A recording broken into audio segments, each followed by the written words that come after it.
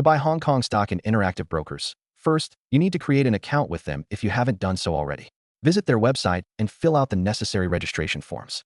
Make sure you have all required documents ready, like your identification and proof of address.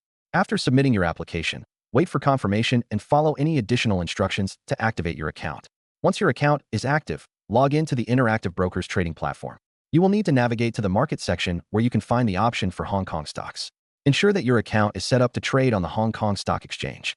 This may require you to enable specific market access if it has not been done automatically.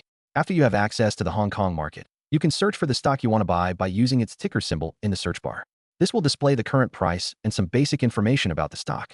Make sure to review all relevant details before proceeding with your purchase to ensure you are making an informed decision.